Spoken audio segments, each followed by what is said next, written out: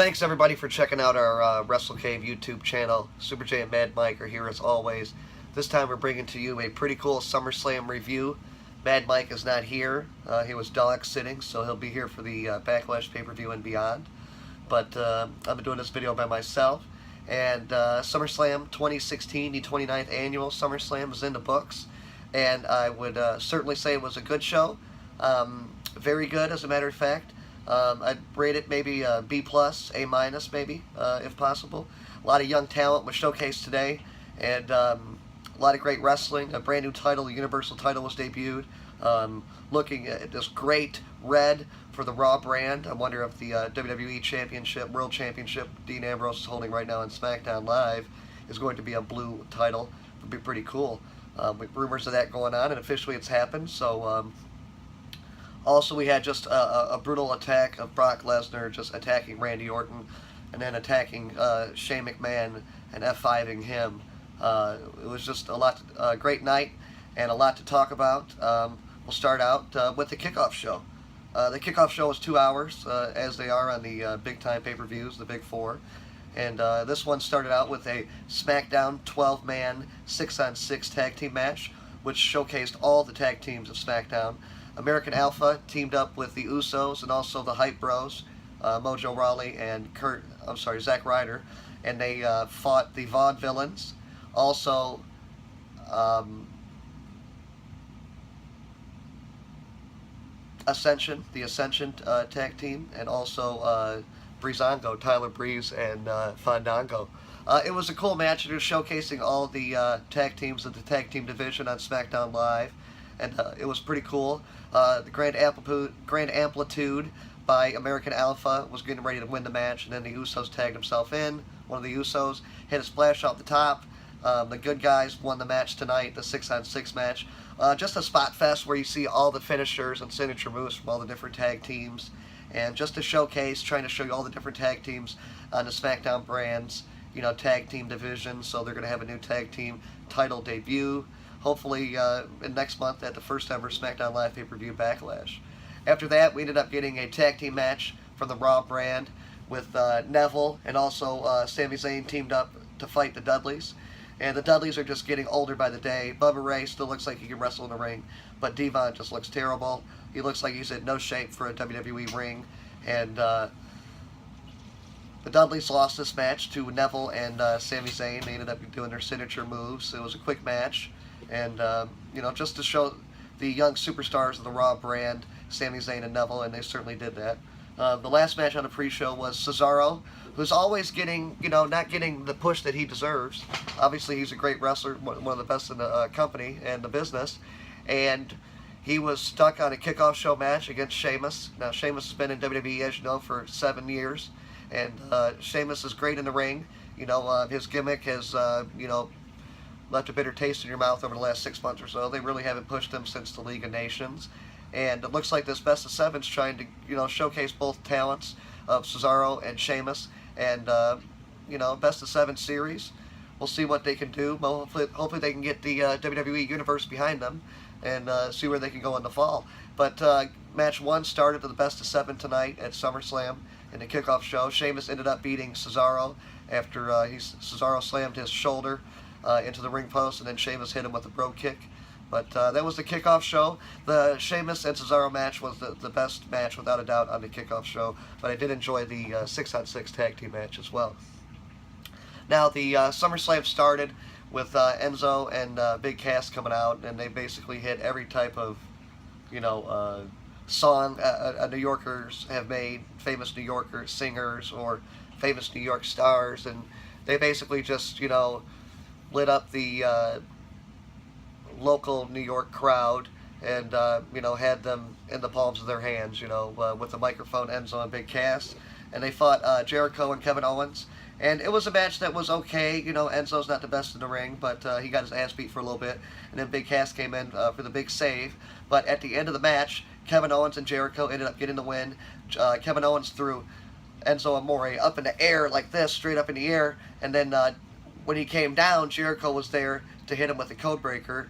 And pretty cool tag team move. And it looks like Jericho and Owens, as I've thought before, are going to be a tag team here in the WWE, and hopefully they can hold the tag team titles on Raw here pretty soon. The New Day have to lose the titles eventually, and hopefully, maybe the Revival come up, or maybe even, Jericho and Owens. They seem to be great on the mic together, and obviously are both great wrestlers and in-ring workers, and they have the cool finishing move now that they can do. So obviously a great tag team. Raw needs them. So Vince and Triple H, keep fucking Kevin Owens and Jericho together for the couple months remaining in 2016, and let Kevin Owens get his big shot in the main event scene in 2017. That's what I think you guys should do. Next match after that, I'm having trouble here on the computer. Sorry about that, guys. Sasha Banks and Charlotte fought in the next match, and this is a return match for the women's title on Monday Night Raw.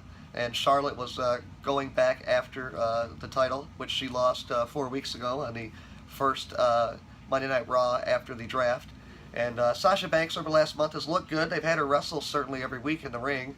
And Charlotte, with a shocker, ended up winning and getting the title back from Sasha. Sasha had her hit her with the bank statement, had her in a crossface, and then Charlotte turned it into a pin, and Sasha couldn't get out of it. And we saw on WWE.com afterwards that Sasha Banks apparently has been taken off live events for the next 33 days, and apparently they're saying that she has nagging injuries. 30 days is very similar to a suspension for the wellness policy, first offense. So I guess we'll find out here in the next couple days or week what exactly happened with Sasha, but she lost the title, and it doesn't look like she'll be in the WWE Raw brand for the next month. I guess we'll see her right before Clash of Champions pay-per-view in September. But an overall great women's match. I mean, they're constantly raising the bar in the women's division. And Charlotte, who's, the alpha female on the Raw brand, just a great athlete. And, I just think she's going to be the WWE mainstay in the women's division for the next decade, She's young enough. She certainly loves wrestling. It's in her family. And, it was just great to see her win the title back. We're all fans of Sasha Banks, but Charlotte certainly deserves the title. And, glad to see her win it back. After that, we had The Miz fight Apollo Crews in an Intercontinental title match. And, Apollo Crews hasn't really got the greatest push since the draft, WWE draft, and he was drafted to SmackDown. He won this number one contenders title match for the Intercontinental title against The Miz here at SummerSlam, and they haven't done anything since then with Apollo Crews. And they just didn't push him enough to really give him, the title at this point. The Miz came out, and his wife Maurice looked, beautiful. I mean, she looked like 100 on a 1 to 10 scale. She was 1,000. I mean, she had this white outfit on, boots, and the whole white outfit. She just looked fantastic, showing her body off as only she can. She knew she looked good, and damn it, she strutted down the ring. The Miz knew it too. And The Miz ended up getting the win. Apollo Crews showed his great athletic skills and his great wrestling abilities inside the ring, but it just wasn't, the right time to take the title off The Miz and put it on Apollo Crews. Maybe in the next few months, if they push Apollo Crews the right way on the SmackDown brand, maybe we see him with the Intercontinental title. I don't see anybody else that can win a title against The Miz, that really deserves it other than Apollo Crews. I think he deserves a push, but, let's see what happens. After that, we saw a video promo with AJ Styles and John Cena, and it just shows you that this was, such a big-time match here at SummerSlam. It was, the third match in the night, and, the fourth match in the night, and it was a great one. It was certainly match of the night, maybe match of the year. AJ Styles looks like, he's waited this time, he's avoided the WWE for whatever reason, and he just looks like, he's in the prime of his career. Certainly he's older, in his late 30s, but he's such a great performer in the ring, and he's a main event player, from day one when he debuted at the Royal Rumble here in 2016. But AJ Styles and John Cena had a hell of a match. John Cena looks like he was ready to win several times. Same with AJ. AJ hit him with a couple Styles clashes. Cena hit him with FUs, couple of them. Even had an attitude adjustment off the top rope. Had him into STFU. Cena was doing moves that we never saw Cena do before. It was a really great match. Certainly the newer stars in the WWE, when they debut, it seems like Cena, steps up his game. And he really had it tonight. Like I said, match of the year, certainly in my opinion. And AJ Styles actually won this match. He won it clean with the Styles Clash, the second one that he hit on John Cena. And it was just a great match. It looked like Cena maybe hurt his neck halfway during the match. Let's hope he's okay. It's rumored he's taking time off. But John Cena basically, in my opinion, maybe passed the torch on the SmackDown brand to AJ Styles for the time being. And AJ Styles, he's certainly getting the ball in WWE, and he's going to run with it. And I certainly see him as WWE World Champion here in the next couple months. I hope, hopefully at Backlash, AJ Styles can be the #1 contender for Dean Ambrose's world title, and AJ Styles can get a title match and beat him. I mean, who else deserves it? I mean, AJ Styles just put on Match of the Year with John Cena, and it's time for AJ Styles to, climb the mountain and become WWE Champion. He's done everything else in the world except, be the champion of WWE. But AJ Styles is a great performer. John Cena had a hell of a match, one of the best matches of his career, and my buddies Adam and I are still talking about it, right now, right before we did this video. But after that, Jon Stewart came out, and Jon Stewart, it seems like WWE is just trying to put him on just because of his name power. And Jon Stewart did look too healthy in the interview, and then he ran into the New Day, and he ended up coming out to the ring and saying that he was going to be the honorary New Day member today because Big E was not going to be with Xavier and Kofi against Gallows and Anderson. And the match was not a long match at all. Gallows and Anderson came out with the usual jar gimmick, and they wanted some more specimens after giving Big E ring post-itis over the last few weeks. But Big E made his return and helped defeat Gallows and Anderson. And the New Day, I was curious to see... Oh, I'm sorry, winners by disqualification. Luke Gallows and Carl Anderson after the Big E interfered. And it was definitely great to see Big E back. The New Day was certainly not the same without Big E. They won the tag team titles last year at SummerSlam. They're still champions after tonight, even though they lost by DQ. And tomorrow will actually be 365 days on Monday Night Raw tomorrow that they've actually been tag team champions. So the longest reigning tag team champions ever in the WWE. And it's certainly great to see Big E back with the New Day. And it was overall a decent tag team match. Certainly not what we saw in NXT TakeOver between the Revival and Gargano and Ciampa. But, the Big E returned, and the New Day walks out with the titles. But certainly lost the match, but not the titles. Next match after that was quick on the card, which was Dean Ambrose fighting Dolph Ziggler for the WWE World Championship. Dolph Ziggler came out, and he certainly wanted to find his way back up to the main event scene tonight. Maybe one of the last shots he'll get at the world title on a big stage like SummerSlam. Dean Ambrose walked out, got a great ovation from New York City fans.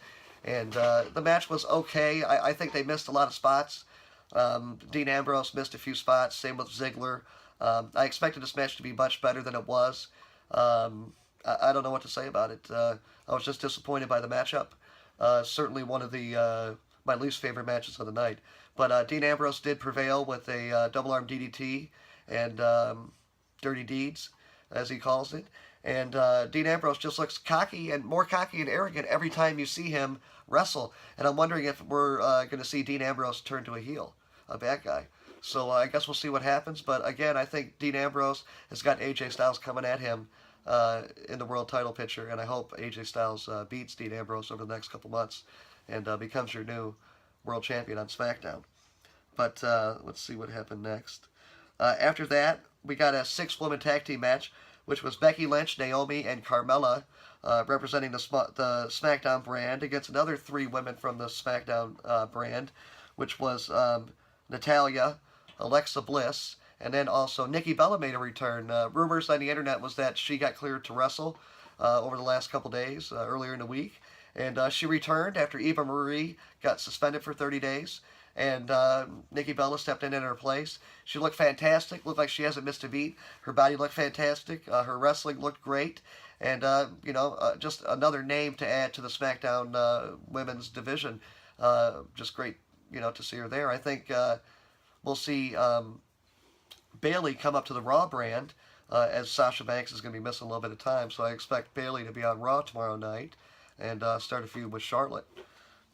They have some history together through NXT and stuff like that. But after that, we had a video package that showed Rollins and Baylor for tonight. And next thing you know, we saw Stephanie McMahon and Mick Foley ringside, and they were there with the Universal Championship. Some people on the internet were speculating that it could be a version of the old winged title, winged eagle belt of the WWE from years ago, and it was not. It was basically the same title as the world title, except this title's in red. And it did look really sharp in red, and that's why I said earlier in the video, I expect Dean Ambrose's world title, WWE World Championship, to be in blue here this week on SmackDown. But it's pretty cool. The title really looks sharp in red. Seth Rollins came out in a brand new black and yellow attire. Also, Finn Balor came out in this fantastic Demon King entrance. Had, again, just a great body paint. The great entrance. All the fans in New York were going, ah. As soon as you saw Finn Balor come out and he did his entrance. Finn Balor and Seth Rollins, this was definitely what I thought was going to be a match of the night. Cena and Styles stole the show. But Finn Balor and Seth Rollins had a great match as well. Finn Balor's not, too well known to the casual fans, but he's been showcased over the last month and been pushed to the moon. I expected Seth Rollins to come in here and beat him here at SummerSlam and become the first Universal Champion, but no, sir. Finn Balor, reigned supreme tonight on SummerSlam and shocked the world and beat Seth Rollins clean in the middle of the ring after a coup de grace off the top rope. Seth Rollins hit a great 5-star frog splash from 3/4 way across the ring, hit him with the pedigree. Seth Rollins even did the high-flying move off the top rope that he used to do that made him famous, but he can't do anymore. He actually did that tonight, and it didn't land on Finn Balor. Seth Rollins actually landed on his feet and seemed okay, but Finn Balor hit him with these standing drop kicks, hit him with the sling blade, and did the suicide plancha over the top rope. Finn Balor is so quick in the ring. He's not too big of a guy, but he seems so quick, and he's not the cruiserweight type wrestler. He's certainly a technical wrestler that can control the pace of the match, and you can just tell that he's a worldwide, name, and you know why, because he's just great in the ring. Seth Rollins and Finn Balor made themselves look great tonight here at SummerSlam, and like I said, Finn Balor shocked the world and won the Universal title. Seth Rollins seemed to be shocked, and it was a hard-hitting match. The crowd wasn't certainly into the match like they were for AJ Styles and Cena, but you can understand why Finn Balor isn't the legend here in WWE like John Cena. But overall, it was a great match. Seth Rollins again loses, and your new Universal Champion Finn Balor. And as you can see here, we've got some of the champions from tonight. We've got Finn Balor with the title, Universal title, but we got to paint that in red. Then you've also got Dean Ambrose with the world title. You got the New Day with the tag belts. They didn't lose those. You got Paul Heyman and Brock Lesnar. And I don't know if there's any control of Brock Lesnar. We'll get to that shortly. But then you got the returning Nikki Bella over here. You got Roman Reigns. And then you got The Miz, who retained his Intercontinental title. So just wanted to showcase some of the stars from SummerSlam. But again, just a fun night of wrestling. After that, we ended up getting basically a match that I thought would be great here on the SummerSlam card, and that was Roman Reigns and Rusev. And the match didn't even get started. Rusev got attacked by Roman Reigns, and Roman Reigns just kicked his ass all over the ringside area. And Rusev, you don't see him get his ass beat like that too many times. I mean, the Bulgarian Brute is one hell of a fucking athlete and one hell of a tough guy. I mean, one of the toughest guys in the WWE. Rusev looks like incredible shape. He came out with his beautiful wife, Lana, who was holding the U.S. title. And Roman Reigns beat the shit out of Rusev so bad. Apparently, Rusev appeared to maybe hurt a rib somehow or something like that. The match didn't even get started. It looked like it was a work, like it was planned that way. But Roman Reigns ended up getting pushed off by referees. And right when Rusev was getting up, before Rusev ended up getting up, the refs called off the match. They said Rusev wasn't able to compete in the match. So we didn't get the U.S. title match that we were promised here tonight. But Rusev was trying to make his way back up the entrance ramp, and all of a sudden Roman Reigns comes back out after going backstage and runs into Rusev and gets airborne and hits Rusev with this kick-ass spear. It was amazing. It was the best spear of the year. I think Rusev got speared like that like 6 months ago or something like that with the League of Nations on Raw. But this one on the big stage of SummerSlam, man, even though they didn't wrestle here tonight, Rusev and Reigns, I was just really glad to see that fucking spear, man. He took Rusev off his feet, and Rusev landed hard, man. If you haven't seen it, you better watch that shit on the WWE Network, man. And if you don't got the WWE Network, Get that motherfucker, man. It's amazing. You get all this, content from past and present, WCW, WWE, even the pay-per-views. They're even going to have Raw and SmackDown branded pay-per-views only, 8 months out of the year. It's just going to be a fucking spectacular, future in the WWE, and I love to be a part of it. So does Mad Mike, and brings a lot of joy to us. And I hope you get the same joy that we do. And thanks again for watching our videos. But there was one match left in the evening, and this match was the main event, billed 14 years in the making, with Brock Lesnar fighting against Randy Orton. And Randy Orton had made some comments, over the last month that Brock Lesnar was suspended by UFC and he failed a drug test and whatnot. And the match started out. Brock Lesnar did get the advantage for, I'd say, most of the match. Brock Lesnar, man, he's just a fucking animal, I mean, he's the biggest box office attraction. Obviously, the baddest motherfucker on the planet. I think it's official after tonight. And, Brock Lesnar wins in UFC. He comes back to WWE, gets this, unbeatable and invincible aura after beating The Undertaker, and then after dethroning John Cena from the main event picture, and then, just beating The Undertaker several times in 2015, and, destroying Dean Ambrose at WrestleMania. I mean, Brock Lesnar is Suplex City, and he takes people, on a ride through Suplex City every time he's in the fucking ring. And I don't think there's anybody that can touch Brock Lesnar in the ring right now. And I don't think, maybe Braun Strowman or Rusev or something like that, but I don't think it's going to happen anytime soon. Brock Lesnar's the biggest guy, as Paul Heyman says, the biggest shark in the water. And, he's money, is all I can say about Brock Lesnar. Anyway, the matchup with Brock Lesnar and Randy Orton started out good. Brock Lesnar was suplexing Randy Orton, I think, 6 or 7 times throughout the match. Randy Orton would get back with some forearms and some punches on Lesnar. Randy Orton and Brock Lesnar ended up fighting on the outside. Brock Lesnar basically power slammed him on top of the announcer's table, and then basically threw him from the outside of the ringside area through the fucking table, just man slammed him basically, just threw him right through an announcer's table. It was just, a hell of an impact on Randy Orton, right on his tailbone and his lower back. But Randy Orton they ended up fighting back in the ring, some more suplexes by Lesnar. Randy Orton got Lesnar back out in the ring. Lesnar was actually taking the stuff off the announcer's table. They ended up getting on top of it. Lesnar looked like he was going for an F5, and then Randy Orton RKO out of nowhere, right on the outside of the fucking ring, right on the beast Brock Lesnar. And he brought him back. He brought him down a notch. And then Randy Orton actually got Brock Lesnar back in the ring with this wicked DDT, where, Randy Orton keeps the guy's feet on the ropes and has him inverted upside down, and then hits him with that DDT. And it looked like Brock Lesnar took a hell of a thud when he took that DDT. I mean, Lesnar got dropped right on his fucking head. If you watch the replay and you watch the match over, it was a wicked fall that Lesnar took. He looks like he maybe have had a concussion from that. And Lesnar ended up getting an RKO'd one more time by Randy Orton. Randy Orton then went for the famous punt, the kick to the head like he used to do when he kicked McMahon and Triple H and Cena over the years in the head. And that move is obviously banned now in WWE. And then Randy Orton went for that move, and Brock Lesnar hit him with the F5. Randy Orton kicked out, and it looked like it really pissed Brock Lesnar off. I mean, he took his gloves off, and he basically just started pummeling Randy Orton. Randy Orton was covering up his head, and, Brock Lesnar was just throwing these haymakers down on him. And then all of a sudden, it looked like Randy Orton couldn't cover himself up for whatever reason. Brock Lesnar pulled him up a little bit, and Lesnar just started hitting him with these elbows. And, the announcers were talking about it was forearms that Lesnar was hitting him with, but it wasn't. Brock Lesnar was hitting Randy Orton right in the fucking head, in his temple, with these elbows. And, Brock Lesnar is a huge man, over 300 pounds, a fucking animal, and made of fucking iron.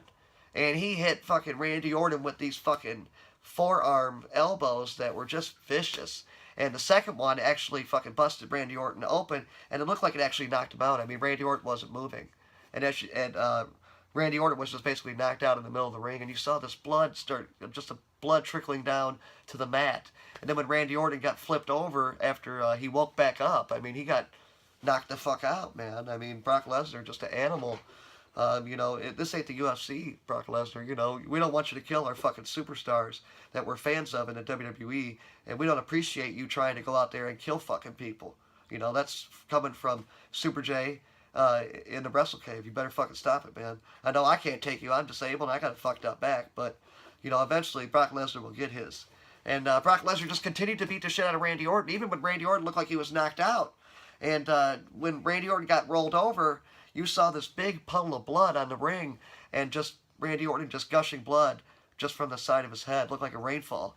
I'm sorry, like a waterfall of blood. And, the referees obviously knew it. They went for the X, which means that, shit's for real. And, we got to stop this shit. And Brock Lesnar just continued to beat the shit out of Randy Orton. They actually called the match with total knockout, and Brock Lesnar wins the fucking match. I mean, I don't know what the fuck you guys saw, but anytime I've ever seen anything like that in WWE, people have got fucking disqualified. And, Brock Lesnar has got this invincible aura and untouchable by Vince McMahon's standards, I guess. So Brock Lesnar got the win by TKO by knocking Randy Orton out. And Brock Lesnar just kept hitting Randy Orton with, just pummeling him. And Randy Orton was trying to cover up, and you just kept seeing more blood. I mean, it was getting me sick to my stomach, and it wasn't just myself. My family and friends here were obviously not pleased by it either. It left a bad taste in everybody's mouth for the event. And then Brock Lesnar just looked like he wasn't going to stop. The referees were trying to call him off, and Lesnar just kept back beating on Randy Orton. And then Shane McMahon came out. And Shane McMahon said, "It's over, Brock. It's over. Stop. I just want to get to my superstar. You've done almost fucking killed him here tonight at SummerSlam." And then, Lesnar just looks like, "No, I'm not letting you to Randy Orton, just like a big fucking lion, after he, gets his fucking meal, he doesn't want nobody to fucking touch it, because that's his." And Brock Lesnar just looked in total animal mode, and Shane McMahon wasn't having it, and Shane McMahon was trying to get to a SmackDown superstar. Shane's the commissioner of SmackDown. He's got to protect his stars, and you certainly can't send Daniel Bryan out there with an injured neck to stop Brock Lesnar. I mean, it just can't happen, And out of nowhere, Brock Lesnar picks up Shane McMahon and hits him with the F5 right there in the middle of the ring. I mean, Shane McMahon actually flipped over on top of fucking Randy Orton's pool of blood. I mean, it was unbelievable. Shane McMahon didn't look pleased. Obviously, Paul Heyman was screaming in horror. "What did you do, Brock? What did you do? You can't do this." I mean, then Brock Lesnar got out of the ring and walked back up. You saw Shane on the ground, recovered from that F5, and that's how it ended. Randy Orton was in the corner, bloodied, and hopefully going on the way en route to a fucking hospital via ambulance. And that's how SummerSlam 2016 ended. Brock Lesnar obviously reigning supreme in the WWE after destroying a 12-time world champion in Randy Orton. I mean, Brock Lesnar is obviously destroying anything that comes in his path in the WWE. And legends or up-and-comers, it doesn't matter. Brock Lesnar is an equal opportunity ass kicker. And if you're a WWE superstar, if you're becoming a main eventer and a superstar, I'd recommend that, I don't know what, but you might want to take, I don't know, you might want to have an ambulance ready if Brock Lesnar is your opponent at a big-time pay-per-view. But, again, it was just disgusting what Brock Lesnar did. Certainly, the talk of the evening, Finn Balor became Universal Champion. The first ever Universal Champion, which is in a beautiful fucking red fucking Raw brand color. And we're going to see Finn Balor, obviously, his logo. We'll see, looks like they've got the same face plates that they do on the world title, where it makes each superstar's, unique. They put their logo onto the title. And it was, like I said, overall a good show. Maybe a great show. But the big-time matches definitely delivered. A few of them did not live up to the hype. But, Finn Balor, again, Universal Champion. Dean Ambrose walks out as champion. Charlotte, your new women's champion, regaining it back. Also, the New Day holding on to the tag team titles because New Day rocks. And, again, they lost by disqualification. They got disqualified against Gallows and Anderson, so they kept the titles. Returning Nikki Bella, the Miz still hold on to the title. Am I missing any more? Tell us what you guys think about the review. Please tell us how you enjoyed SummerSlam 2016. Give us your grade, A, B, C, D, or F. And let us know what you thought. Please hit that subscribe button. And give us a thumbs up. We really appreciate you guys watching our videos. And before I send you guys off, just check out that kick-ass wrestling figure collection here in the WrestleKave. And thanks for checking out the WrestleKave. We got a lot of cool videos coming up. And see you guys next time. Peace the fuck out. Thanks again. WrestleKave, Super J and Mad Mike. Holla, holla, holla.